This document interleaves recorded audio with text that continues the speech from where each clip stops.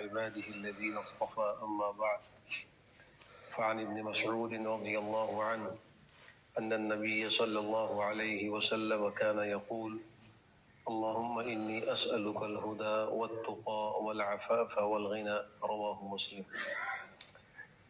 حضرت عبداللہ ابن مسعود رضی اللہ عنہ سے روایت ہے کہ سرور کائنات صلی اللہ علیہ وسلم عموماً دعا میں فرمایا کرتے تھے کہ اے اللہ میں تجھ سے ہدایت کا سوال کرتا ہوں اور پرہیزگاری کا، پارسائی کا اور غنا کا سوال کرتا ہوں۔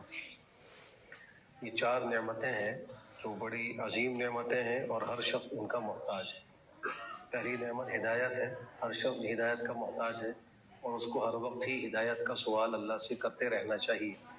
نماز کی ہر رکعت میں بھی ہم اللہ سے ہدایت کا سوال کرتے ہیں، اہدنا الصراط المستقیم۔ توجہ کے ساتھ اور نماز کے بعد ان دعاؤں کو کثرت سے مانگنا چاہیے، بالخصوص ان فتنوں کے دور میں۔ حدیث شریف کی روح سے قیامت کے قریب فتنے ایسے ہو جائیں گے کہ صبح کو مومن ہوگا، شام کو کافر ہوگا، شام کو مومن ہوگا، صبح کو کافر ہوگا۔ تو اس طرح کے فتنوں میں انسان کا ہدایت پر قائم رہنا بہت ضروری ہے۔ دوسری چیز ہے پرہیزگاری، اللہ کی نافرمانی سے بچنا، اللہ کا ڈر۔ یہ عظیم نعمت ہے، اگر کسی کو حاصل ہو جائے تو وہ اللہ کے ہر حکم پہ عمل کرتا ہے، ہر نافرمانی سے بچتا ہے اور اس کے لیے کوئی مشکل بھی نہیں ہوتا۔ تیسری چیز ہے عفاف، یعنی سوال سے بچنا اور پاک دامنی، یعنی اللہ سے یہ سوال بھی کرنا چاہیے کہ اللہ مجھے مخلوق کا محتاج نہ بنا، کہ مجھے مخلوق کے آگے ہاتھ پھیلانا پڑے، اپنی ضروریات میں ان سے رابطہ کرنا پڑے۔ تو یہ بھی اللہ کی عظیم نعمت ہے کہ اللہ سے عفاف مانگے، پاک دامنی مانگے۔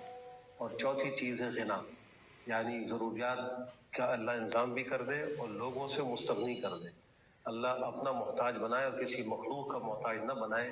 یہ چار عظیم نعمتیں اور دعائیں ہیں اور یہ کوئی مشکل بھی نہیں، ہر شخص ان کو یاد کرے اور کثرت سے ان کو مانگا کرے، اپنی اولاد کو بھی سکھائے۔ اللہم انی اسألک الہدی والتقی والعفاف والغنی۔ اللہ ہمیں عمل کی توفیق نصیب فرمائے۔